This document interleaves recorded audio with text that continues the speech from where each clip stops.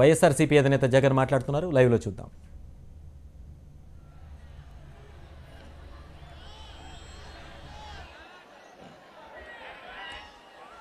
నేను మాట్లాడే ముందు సునీల్ కాసేపు మాట్లాడతాడు, మీ ఎంపీ అభ్యర్థి.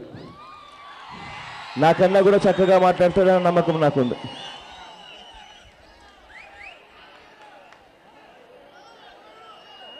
ఈ రోజున మన మున్సిపల్ ఎలక్షన్లు పురస్కరించుకుని మన వైఎస్ఆర్ కాంగ్రెస్ పార్టీ అధ్యక్షులు మన రాజన్న కొడుకు వైఎస్ జగన్మోహన్ రెడ్డి గారికి స్వాగతించడానికి ఇక్కడికి వచ్చేసిన తుని పట్టణ నియోజకవర్గ ప్రజలందరికీ కూడా పేరు పేరున నేను నమస్కారాలు తెలియజేసుకుంటున్నాను.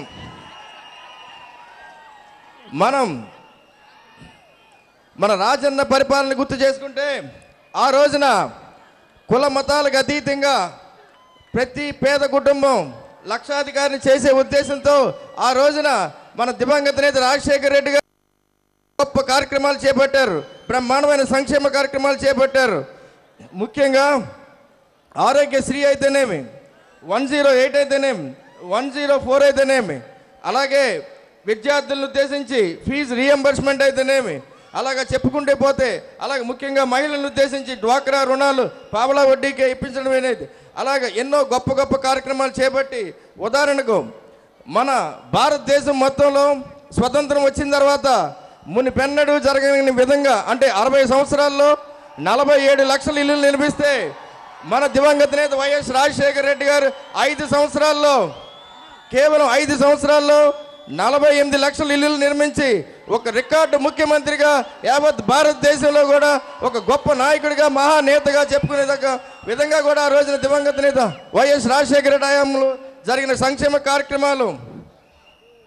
ఆయన అకాల మరణం తర్వాత ఈ రాష్ట్రంలో సరైన నాయకత్వమే లేక గత 4 ఏళ్లుగా కూడా పరిపాలన అన్నది ఏ విధంగా కూడా ఈ రాష్ట్రంలో పరిపాలన జరగకుండా కేవలం కుట్రలు కుతంత్రాలు అన్న విధంగా కూడా మన అధికార పార్టీ అయిన కాంగ్రెస్ పార్టీ, ప్రతిపక్ష పార్టీ అయిన తెలుగుదేశం పార్టీ కూడా రెండు కూడా కుమ్మక్క రాజకీయాలకు తెరలేపి గత 3 సంవత్సరాల నుంచి కూడా మొన్న జగనన్న తన తండ్రి ఆశయం కోసం వైఎస్ఆర్ కాంగ్రెస్ పార్టీ స్థాపించి మన ఆంధ్ర రాష్ట్ర ప్రజల వెన్నంటూ మేమున్నామని చెప్పి కూడా మన వైఎస్ఆర్ కాంగ్రెస్ పార్టీ స్థాపించిన కాడి నుంచి కూడా ఈ యావత్ ఆంధ్ర రాష్ట్రంలో గొప్ప ప్రజాదరణ కలిగిన పార్టీగా వైఎస్ఆర్ కాంగ్రెస్ పార్టీ ఉన్నదంటే కూడా ఇదంతా కూడా మన వైఎస్ జగనన్న ముందుండి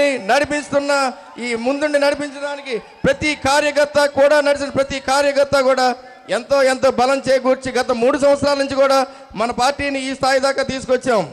రాబోయే ఎలక్షన్స్ చాలా కీలకమైన ఎలక్షన్స్. ఈ ఎలక్షన్స్ని మనం ఉద్దేశించుకుని రాబోయే 45 రోజులు కూడా చాలా ముఖ్యమైన రోజులు. సోదరులారా, మనం రాబోయే 45 రోజుల్లో కూడా ఇక్కడ మున్సిపాలిటీ ఎలక్షన్లు అయితేనేమి, రూరల్లో ఎంపీడీసీ జెడ్పీడీసీ ఎలక్షన్లు అయితేనేమి, అలాగే ఎమ్మెల్యే ఎంపీ ఎలక్షన్లు అయితేనేమి, ఈ అన్నిటినీ కూడా దృష్టిలో పెట్టుకుని రాబోయే రోజుల్లో మన అందరి లక్ష్యం జగనన్నని ముఖ్యమంత్రి చేయటం. మళ్ళీ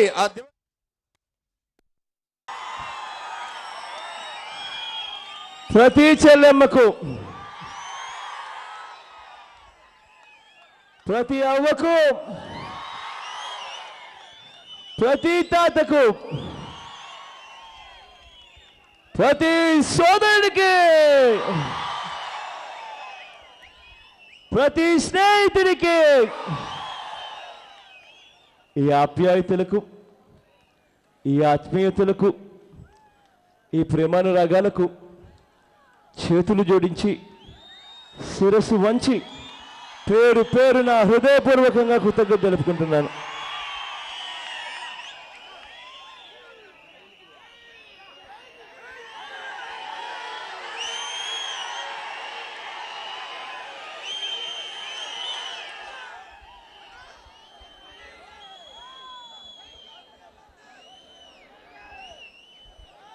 ఇవాళ మీ అందరికీ కూడా తెలిసి ఉన్న విషయమే, మరో 45 రోజుల్లో ఎన్నికలు జరగనున్నాయి. ఎంపీటీసీ జెడ్పీటీసీ ఎన్నికల నుంచి మున్సిపాలిటీ వార్డుల మెంబర్ల దాకా ఆ తర్వాత మన తలరాతను మార్చబోయే ఎమ్మెల్యే ఎన్నికల నుంచి ఎంపీ ఎన్నికల దాకా అన్నీ కూడా ఈ 45 రోజుల్లో జరగనున్నాయి. ఈ 45 రోజుల్లో జరగనున్న ఈ ప్రతి ఎన్నికలోనూ ఇవాళ మనం అందరం కూడా ఒక్కటి ప్రశ్నించుకోవాలి. మనకు ఎలాంటి నాయకుడు కావాలి అని చెప్పి మనం ప్రశ్నించుకోవాలి. కారణం 8.5 కోట్ల ప్రజానికానికి ఆ దేవుడు ఒక్కరికే ఒకరికి ముఖ్యమంత్రి అయ్యే అవకాశం ఇస్తాడు. ఆ ముఖ్యమంత్రి అయినప్పుడు ఆ ముఖ్యమంత్రిని మనం ఎవరిని చేసుకోవాలి అని చెప్పి చాలా బాగా ఆలోచనలు చేసుకుని నిర్ణయం తీసుకోవాల్సిన అంశం. ఏ నాయకుడైతే ప్రజల గుండె చప్పుడు వింటాడో, ఏ నాయకుడైతే ప్రజలు మనసెరుగుతాడో, ఏ నాయకుడైతే చనిపోయిన తర్వాత కూడా ప్రతి పేదవాడి గుండెల్లో బ్రతికే ఉండాలన్న ఆరాటం చూపిస్తాడు, ఆ నాయకుడినే మన ముఖ్యమంత్రిగా ఎన్నుకోవాలి. ఇవాళ ఎందుకు ఈ విషయాలు చెప్తున్నాను అని అంటే దానికి కారణం ఉంది. ఇవాళ నేను ఒకటి అడుగుతాను. ఇవాళ ఈ నడి రోడ్డు మీద ఇంతటి ప్రేమ ఆప్యాయతల మధ్యలో నిలుచుని ఇవాళ ఎవరైనా మీ అందరితో ఒక్క సూటి ప్రశ్న వేస్తే ఆ దివంగత నేత ప్రీతమ నాయకుడు రాజశేఖర రెడ్డి గారు ఎక్కడ ఉన్నారు అని ఒక వ్యక్తి చనిపోయి దాదాపుగా 5 సంవత్సరాలు కావస్తా ఉంది.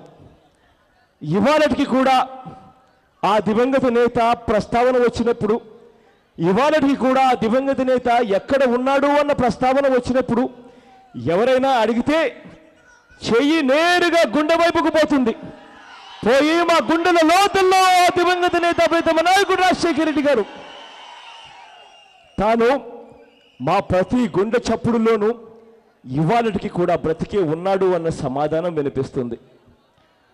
ఎందుకు ఆ దివంగత నేత ప్రీతమ నాయకుడు రాజశేఖర రెడ్డి గారు ఇవాళకి కూడా ప్రతి గుండె చప్పుడులోనూ బ్రతికే ఉన్నాడు అని అంటే కారణం ఆ దివంగత నేత ప్రీతమ నాయకుడు రాజశేఖర రెడ్డి గారి పాలన. ఆ దివంగత నేత ప్రీతమ నాయకుడు రాజశేఖర రెడ్డి గారి పాలన గురించి నేను ఒక్క వాక్యంలో చెప్పాలి అని అంటే, రాముడి రాజ్యం అయితే నేను చూడలేదు, కానీ రాజశేఖరుని సువర్ణయుగం అయితే మనమంతా కూడా చూశాము అని గర్వంగా కూడా ఇవాళకి తలెత్తుకొని చెప్పొచ్చు. ఆ దివంగత నేత ఆ ప్రీతమ నాయకుడు రాజశేఖర రెడ్డి గారి కన్నా ముందు చాలామంది ముఖ్యమంత్రులు వచ్చారు. ఆ దివంగత నేత ప్రీతమ నాయకుడు రాజశేఖర రెడ్డి గారి తర్వాత కూడా చాలామంది ముఖ్యమంత్రులను మనం చూసాం. కానీ ఏ ఒక్క ముఖ్యమంత్రి కూడా ఆ దివంగత నేత ప్రీతమ నాయకుడు రాజశేఖర రెడ్డి గారి మాదిరిగా ప్రజల గుండెల్లో చనిపోయిన తర్వాత కూడా బ్రతికే ఉండే కార్యక్రమాలు ఎవడు చేయలేదు. ఒక ముఖ్యమంత్రి అంటే ఈ మాదిరిగా ఉండాలి అని మన రాష్ట్రానికి కాదు దేశానికి సాటి చెప్పి చూపించాడు ఆ దివంగత నేత ప్రీతమ నాయకుడు రాజశేఖర రెడ్డి గారు. ఆ దివంగత నేత ఆ ప్రీతమ నాయకుడు రాజశేఖర రెడ్డి గారి పరిపాలన కన్నా ముందు మనమందరం కూడా మన కళ్ళ ఎదుటనే చూసాం. ఆ రోజులు, ఆ భయానక పరిపాలన ఎప్పటికీ కూడా మనం మర్చిపోలేని పాలన. ఆ రోజుల్లో మనందరికీ కూడా తెలిసి ఉన్నది, చంద్రబాబు నాయుడు గారు అనే వ్యక్తి ముఖ్యమంత్రిగా పరిపాలన చేస్తున్న భయానక రోజులు ఇవాళకి కూడా మనం మర్చిపోలేని రోజులు. ఆ రోజుల్లో గ్రామాలకు వెళితే గ్రామాలలో అక్కడ ప్రజలు పడుతున్న బాధలు చూస్తే ఆ బాధలు ఇవాళకి కూడా కళ్ళ ఎదుటే కనిపిస్తాయి. ఆ రోజుల్లో గ్రామాలకు వెళ్ళినప్పుడు ఆ గ్రామాలలో చదువుకున్న పిల్లలు కనిపించేవాళ్ళు. ఆ పిల్లలు కనిపించినప్పుడు అమ్మ ఏం చదువుతున్నావు అని చెప్పి అడిగేవాడిని ఆప్యాయంగా. కొందరైతే పిల్లలు అన్న ఇంజనీరింగ్ చదువుతున్నామన్నా, అన్న డాక్టర్ చదువుతున్నామన్నా అని చెప్పి కొంతమంది పిల్లలు చెప్పేవాళ్ళు. అలా ఇంజనీరింగ్ చదువుతున్న పిల్లల్లో అడిగేవాడిని, అమ్మ ఇంజనీరింగ్ చదువుతున్నావుగా తల్లి, ఫీజులు ఎంత కడుతున్నారు అని చెప్పి అడిగేవాడిని. ఫీజులు ఎంత కడుతున్నాము అని చెప్పి నేను అడిగినప్పుడు ఆ తల్లులు నాతో అనేవాళ్ళు, అన్న 30,000 రూపాయలు ఫీజులు కడుతున్నామన్నా అని చెప్పి ఆ తల్లులు నాతో అనేవాళ్ళు. అడిగేవాడిని, 30,000 ఫీజులు కడుతున్నారంటే సంవత్సరానికి 30,000 ఫీజులు కడుతున్నారు అంటే ఆ ఇంజనీరింగ్ చదవడానికి చాలా ఎక్కువగా తల్లి, ఆ ఫీజులు కట్టడానికి ఏమైనా సమస్యలు ఉన్నాయా తల్లి అని చెప్పి అడిగితే ఆ తల్లులు నాతో అనేవాళ్ళు, అన్న ఈ సంవత్సరం 30,000 రూపాయలు ఫీజులు కట్టడం కోసం అని చెప్పి మా నాన్న మాకున్న అరెకరా పొలాన్ని అమ్మేశాడన్నా అని చెప్పి ఆవేళ ఆ చెల్లెమ్మలన్న మాటలు ఇవాళకి కూడా నా చెవుల్లో మారుమోగుతూనే ఉన్నాయి. అడిగేవాడిని, అమ్మ ఈ సంవత్సరానికైతే అరెకరా పొలం అమ్మేశాడు నాన్న అని చెప్తున్నారమ్మా, రేపు సంవత్సరం ఆ తర్వాత సంవత్సరం సంగతి ఏంటమ్మా, ప్రతి సంవత్సరం 30,000 రూపాయలు ఫీజులు అవుతూనే ఉంటాయి కదా తల్లి అని చెప్పి అడిగితే, అన్న నా ఇంజనీరింగ్ చదువు అయిపోయేసరికి మా నాన్న నాకున్న ఇల్లు కూడా అమ్మేస్తాడేమో అన్న భయం కూడా నాలో ఉందన్నా అని చెప్పి ఆ చెల్లెళ్ళు అంటున్న మాటలు ఇవాళకి కూడా నా చెవుల్లో మారుమోగుతూ ఉన్నాయి. ఆ రోజుల్లో చంద్రబాబు నాయుడు గారు ముఖ్యమంత్రిగా పరిపాలన చేసేవాడు. ఏ రోజు ఆ చంద్రబాబు నాయుడు గారు ఆ చదువుకుంటున్న పిల్లల దగ్గరికి వెళ్ళలేదు. ఏ రోజు ఆ చంద్రబాబు నాయుడు గారు ఆ చదువుకుంటున్న పిల్లలు ఇంజనీరింగ్ కాలేజీలకు వెళ్ళి వాళ్ళు ఎలా చదువుతున్నారు అని చెప్పి అడగలేదు. వాళ్ళు ఎలా చదువుతున్నారు, ఆ చదువుల కోసం వాళ్ళు ఎన్నెన్ని అవస్థలు పడుతున్నారు, ఆ చదువులు చదివించడం కోసం ఆ తల్లిదండ్రులు ఎన్నెన్ని పాటలు పడుతున్నారు అని చెప్పి ఏ రోజు చంద్రబాబు నాయుడు గారు అడగలేదు. ఆ భయానక రోజులు ఇవాళకి కూడా కళ్ళ ఎదురునే కనిపిస్తూ ఉన్నాయి. ఆ చంద్రబాబు నాయుడు గారు ఆ పరిపాలనలో గ్రామాలకు వెళ్ళినప్పుడు ఆ గ్రామాలలో ఒక్కొక్కసారి ఆ పేదవాడు కనిపించేవాడు. ఆ పేదవాడికి హఠాత్తుగా గుండెపోటు వచ్చినప్పుడు లేదా ఆ పేదవాడికి ఏదైనా యాక్సిడెంట్ అయినప్పుడు అప్పుడు ఆ పేదవాడు పడుతున్న పరిస్థితి, అప్పుడు ఆ పేదవాడి కుటుంబానికి ఉన్న పరిస్థితులు, ఆ పేదవాడు పడుతున్న బాధలు ఇవాళకి కూడా కళ్ళ ఎదుటినే కనిపిస్తూ ఉన్నాయి. ఆ రోజుల్లో ఆ పేదవాడికి ఎవరికైనా కూడా యాక్సిడెంట్ అయితే లేదా ఆ పేదవాడికి ఏదైనా గుండెపోటు వస్తే అప్పుడు ఆ పేదవాడిని తీసుకొని ఆ కుటుంబ సభ్యులు పరిగెత్తేవాళ్ళు. హాస్పిటల్కు తీసుకొని పోతే ఆ డాక్టర్లు ఆ గుండె ఆపరేషన్ చేయాలి అని అంటే 2 లక్షల రూపాయలు 3 లక్షల రూపాయలు ఖర్చు అవుతుంది అని చెప్పేవాళ్ళు. అలా డాక్టర్లు 2 లక్షల రూపాయలు 3 లక్షల రూపాయలు ఖర్చు అవుతుంది అని చెప్పినప్పుడు ఆ కుటుంబ సభ్యులు ఆ పేదవాడిని కాపాడుకునే దానికోసం అని చెప్పి హాస్పిటల్ బయటికి వచ్చి 2 రూపాయల వడ్డీకి 3 రూపాయల వడ్డీకి 4 రూపాయల వడ్డీకి 5 రూపాయల వడ్డీకి కోసం అని చెప్పి తిరుగుతున్న పరిస్థితులు ఇవాళకి కూడా నా కళ్ళ ఎదురునే కనిపిస్తూ ఉన్నాయి. ఆ పేదవాళ్ళు ఆ కుటుంబ సభ్యులు ఆ పేదవాడిని అయితే కాపాడుకుంటారేమో కానీ అప్పులు తీసుకొని వచ్చి కానీ ఆ చేసిన అప్పును తీర్చడం కోసం అని చెప్పి జీవితకాలం అంతా కూడా ఊడిగం చేస్తున్న పరిస్థితులు ఆ రోజులు ఇవాళకి కూడా నా కళ్ళ ఎదురునే కనిపిస్తూ ఉన్నాయి. ఆ గ్రామాలలో ఆ రోజుల్లో ఆ చంద్రబాబు నాయుడు గారు పాలించే రోజుల్లో గ్రామాలకు వెళితే అవ్వ తాతలు కనపడేవాళ్ళు. ఆ అవ్వాతాతలను ఆప్యాయంగా పలకరించినప్పుడు ఆ అవ్వాతాతలు వచ్చి, నాయన మాకు కూడా కాస్త ఇంత పెన్షన్ ఇప్పించండి నాయన అని చెప్పి అడిగేవాడిని నేను. పెన్షన్ ఎంత ఇస్తున్నారవ్వా అని చెప్పి 75 రూపాయలు అని చెప్పేవాళ్ళు. బాధ అనిపించేది. ముష్టేసినట్టు 75 రూపాయలు మాత్రమే ఇచ్చే రోజుల్లో ఆ 75 రూపాయల కోసం అవ్వాతాతలు ఇంతగా అడుగుతున్నారు అని చెప్పి బాధ అనిపించేది. అయినా అవ్వాతాతల కొరకు ఆ ఎంఆర్ఓలకు ఆర్డీఓలకు ఫోన్ చేసేవాడిని. ఫోన్ చేసినప్పుడు ఆ ఆర్డీఓ అన్న మాటలు ఇవాళకి కూడా నా చెవుల్లో మారుమోగుతూనే ఉన్నాయి.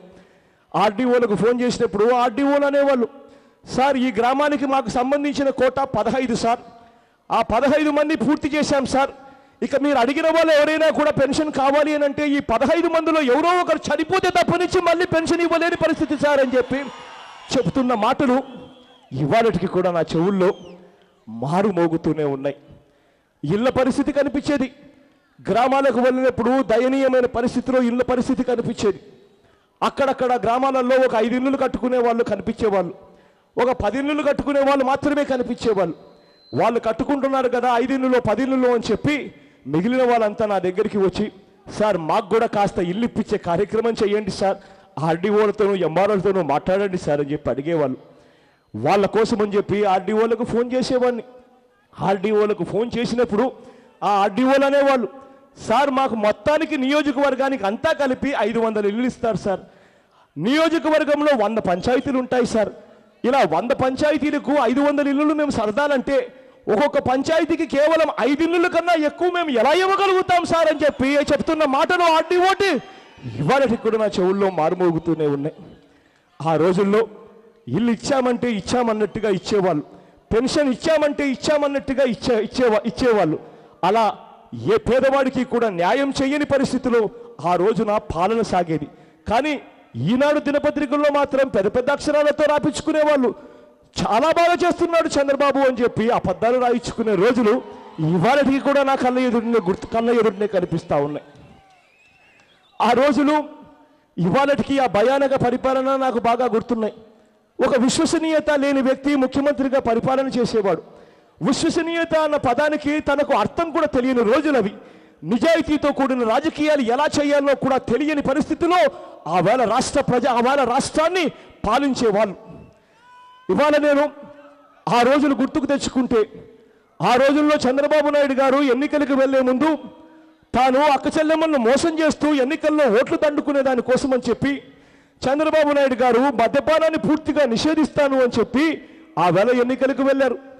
ఎన్నికలు అయిపోయిన తర్వాత ముఖ్యమంత్రిగా ప్రమాణ స్వీకారం అయిపోయిన తర్వాత ఇదే చంద్రబాబు నాయుడు గారు అక్క చెల్లెమ్మలతో ఇక నాకేం పనేముంది అని చెప్పి ఎన్నికలు ఇక లేవు, ఎన్నికలు మళ్ళీ 5 ఏళ్ల తర్వాతనే కదా అని చెప్పి ఇదే చంద్రబాబు నాయుడు గారు ఈనాడు దినపత్రికల్లో మళ్ళీ పెద్ద పెద్ద రాతలు రాయిస్తారు. ఆ రాతలు ఏమిటో తెలుసా? మద్యపానాన్ని నిషేధిస్తే రాష్ట్రమంతటా కూడా దివాలా తీస్తుంది రాష్ట్రమంతా అని చెప్పి పెద్ద పెద్ద అక్షరాలతో రాయిస్తారు. అంతే మరి. అలా రాయించిన 3వ రోజుకి ఏం జరుగుతుంది అని అంటే గ్రామంలోనూ బెల్ట్ షాపులు తీసుకొచ్చిన వ్యక్తి చంద్రబాబు నాయుడు గారు కాదా అని అడుగుతున్నా. విశ్వసనీయత అన్న పదానికి అర్థం ఏమిటో కూడా తెలియని రోజులవి. ముఖ్యమంత్రి అన్నాక ఒక మాట అంటూ ఇస్తే మాట కోసం ఎందాకైనా పోవాలి. ఒక మాట అంటూ ఇస్తే ఆ మాట మీద నిలబడే వ్యక్తి ముఖ్యమంత్రి, మంచి ముఖ్యమంత్రి అని అనిపించుకుంటాడు. కానీ ఆ రోజుల్లో చంద్రబాబు నాయుడు గారు 2 రూపాయలకే కిలో బియ్యం ఇస్తాను అని చెప్పి ప్రజల దగ్గరికి వెళ్ళి ఓట్లు అడుగుతాడు. ప్రజలు ఓట్లేసిన తర్వాత ముఖ్యమంత్రి అయిపోయిన తర్వాత ఇక ప్రజలతో నాకేం పనేముంది అని చెప్పి ఇదే చంద్రబాబు నాయుడు గారు 2 రూపాయల కిలో బియ్యం కాస్త 5 రూపాయలు పావులా చేసిన వ్యక్తి ఈ చంద్రబాబు నాయుడు గారు కాదా అని అడుగుతున్నాను. ఇదే చంద్రబాబు నాయుడు గారి భయానక పరిపాలనలో ఆ రోజుల్లో రైతన్నలు ఆత్మహత్యలు చేసుకుంటున్నారు. వరుసగా కరువులు వచ్చాయి.